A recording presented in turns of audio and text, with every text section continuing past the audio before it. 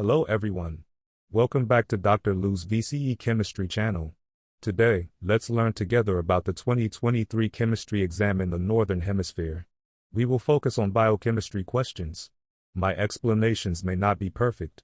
If any teachers, parents, or classmates find errors, please feel free to provide your guidance. The question assesses how to identify carbon-carbon double bonds. In the condensed structure formula, carbon-carbon double bonds are expressed as CH-CH. In the skeletal structure formula and the molecular formula, the carbon-carbon double bonds can be identified with hydrogen deficiency. We know that the number of hydrogen in saturated hydrocarbons is calculated as double the number of carbon plus 2. If this hydrocarbon contains one carbon-carbon bond, the number of hydrogen is subtracted by 2. If there are no carbon-carbon double bonds, there should be 39 hydrogen atoms. However, there are 31 hydrogen atoms. So, 8 hydrogen atoms are missed and equivalent to 4 carbon-carbon double bonds.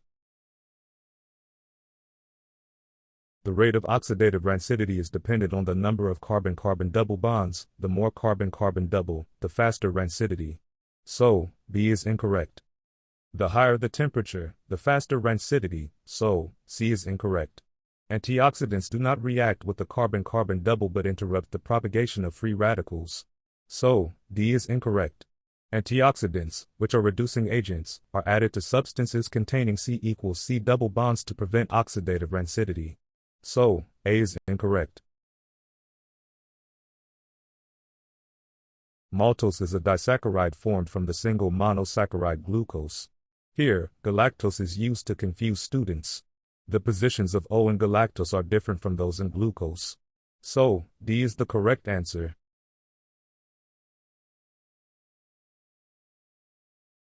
Yes, there are hydrogen bonds between aspartame molecules, but it does not contain glycosidic links. Although aspartame is much sweeter than glucose, the energy contained per gram of aspartame is similar to glucose.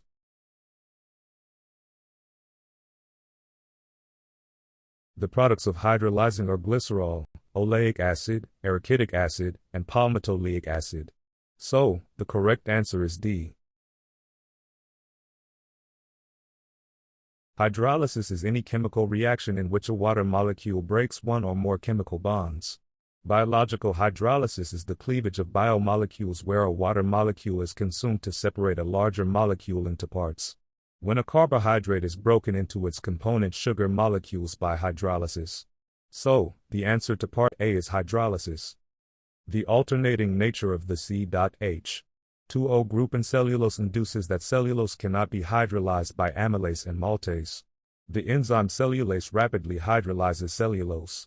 Most animals, including humans, do not have the enzyme cellulase. Cellulose passes through your digestive system relatively unchanged, but a small percentage can be hydrolyzed by bacteria in the gut. So, the answer to part B is that cellulose cannot release energy since it cannot be digested. This is because the enzyme required for its hydrolysis, cellulase, is not present in the body. 2 marks cover 2 differences between vitamin C and D: solubility, essentials, and storage. According to the like dissolves like solubility rule, the more of these groups there are in a vitamin molecule, the higher its solubility in water. Fat-soluble vitamin D has only 1 hydroxyl group in each molecule, whereas water-soluble vitamin C has 4. So, vitamin C is water-soluble, but vitamin D is not soluble in water. Vitamin C is essential and must be part of the diet. Vitamin D is non-essential since it can be produced by the body. Water-soluble vitamin C is excreted by the body if not used, so it must be consumed as a regular part of the diet, and fat-soluble vitamin D can be stored in the body, in fatty tissue, for long periods. A person taking excessive quantities of vitamin supplements is in danger of overdosing on fat-soluble vitamins. These answers are also accepted. 2 marks cover 2 features of coenzyme, one is its conception and another is one functions. Unlike an enzyme, a coenzyme may be changed as a result of the reaction as it accepts or donates an electron or group of atoms. A coenzyme is not a catalyst because a catalyst cannot be consumed and changed in reaction. However, the enzyme is a catalyst because the enzyme is not consumed and changed. The conception of coenzymes is that they are organic molecules that bind to enzymes and change the shape of the active site to accept the substrate.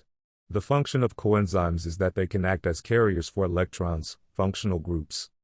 For some reactions, the coenzyme is essential because the catalyzed reaction will not proceed in the absence of the coenzymes. 2 marks cover 2 steps. Calculate the energy consumed and calculate the current. When answering short answer questions, students must write all steps in detail. The formula must be written. Only the answer cannot get marks. All data must be bestowed in the correct units. As units could be a safe choice. Finally, students should give the correct significant figures. Here, the minimum significant number is 3, so the final answer must be 3 significant numbers. The principle to answer these questions is the same as the previous question, step by step, formulas, units of data, and significant numbers. Here, a significant number of mass of protein is 2 because the minimum significant number, energy per gram of protein, is 2. Metabolism is all chemical processes occurring within a living cell or organism that are necessary for the maintenance of life. The products of metabolism are monomers, large biomolecules, and energy. The large biomolecules in food are broken down into monomers such as amino acids, glucose, and fatty acid, then absorbed into the body and synthesized into large biomolecules. The metabolism of food involves the breakdown of food molecules in the digestive system and the synthesis of biologically important molecules in other parts of the body.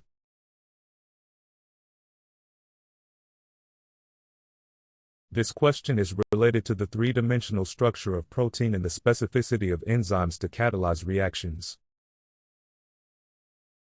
The primary structure is the sequence, number, order, and type of amino acids in a polypeptide chain. The secondary structure is the initial level of the spatial arrangement of a polypeptide chain. There are 2 forms of secondary structure, alpha helices and beta pleated sheets. Tertiary structure is the overall 3-dimensional shape of a polypeptide chain. Quaternary structure is the highest level of organization in protein structure. Proteins have a quaternary structure if they are composed of 2 or more polypeptide chains. There are 3 keywords in question: structure, bonding, and unique. Students discuss how the chemical bonds, such as covalent bonds, hydrogen bonds, dipole-dipole force, etc., influence the unique shape of a protein. The unique sequence of amino acids determines the unique shape of the protein. Covalent bonds of peptides hold the primary structure. The hydrogen bond via neighboring amino acid gives the secondary structure of the protein. Non-covalent bonds, such as hydrogen bonding, dipole-dipole, dispersion force, etc., between the side group of amino acids give 3 dimensions of protein. 2 key points cover 3 marks: lock and key model, not induced fit model, structure and bonding, and optical isomers. 1 mark is awarded for an explanation of the lock and key model. The substrate molecule, key, binds to the active site of the enzyme, lock, forming an enzyme-substrate complex, or lock and key. After enzyme catalyzing reaction, products are released from the active site and the enzyme is regenerated so that it can be reused. 1 mark is awarded for explaining that an enzyme catalyzes a specific reaction. An enzyme's active site has a unique 3-dimensional shape and size, which matches the 3-dimensional shape and size of the substrate molecule. 1 mark is awarded for recognition that chiral centers of the active site bind to only one substrate enantiomer. Because enantiomers have different 3-dimensional shapes, they may interact with an active site differently. Only one enantiomer might fit the active site and participate in the reaction, so that enantiomer is the only one that is biologically active.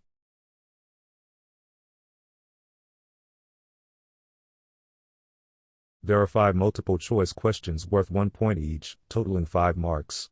There are also 3 short answer questions worth a total of 21 marks in the biochemistry section. The overall score for this section is 26 points.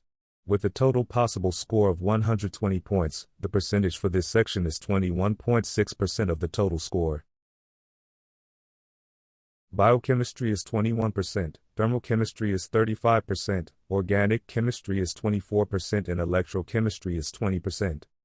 Biochemistry covers 3 chapters, 15, 16, and 17. Thermal chemistry covers 5 chapters, 1, 2, 3, 7, and 8. Organic chemistry covers 5 chapters, 10 to 14. Electrochemistry covers 4 chapters, 4, 5, 6, and 9.